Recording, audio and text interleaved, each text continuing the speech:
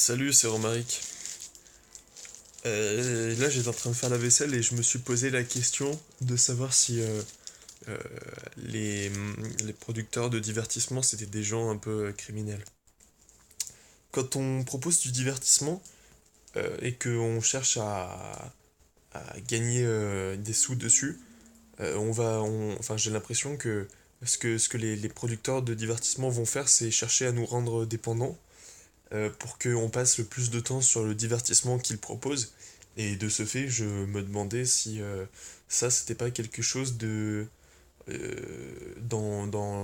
à l'échelle d'une vie humaine, c'était pas quelque chose un peu euh, de mal. La différence avec d'autres types de crimes, c'est que là, c'est un crime que tu choisirais, enfin que tu aurais l'impression de choisir.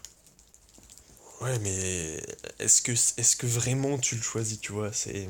Quand tu es dépendant au divertissement, comme moi je l'ai été, euh,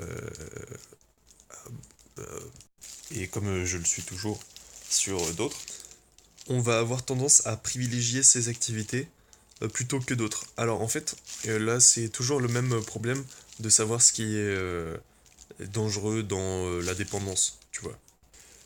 J'ai cru être arrivé à la conclusion que ce qui était dangereux dans l'addiction et la dépendance, c'était à partir du moment où cette dépendance, elle t'empêche de faire des choses que tu aurais envie de faire par habitude, en gros.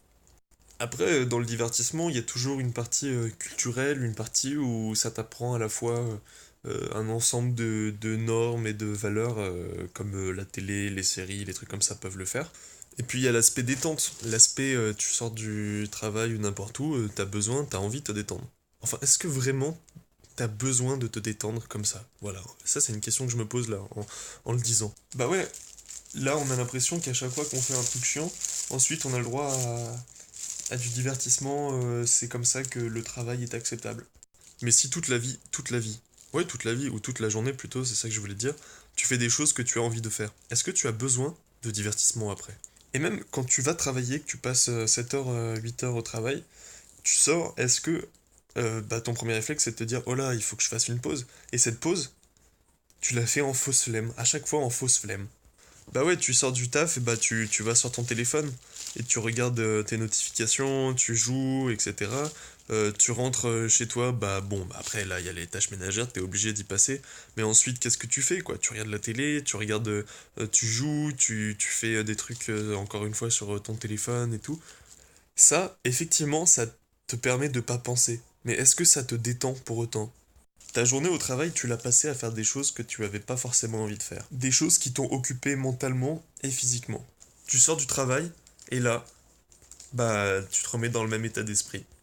Sauf que tu as l'impression d'avoir choisi, donc c'est acceptable pour toi. Mais du coup, la question que j'aimerais te poser, c'est est-ce que tu penses que tu es vivant pour que ta conscience, elle soit tout le temps abrutie?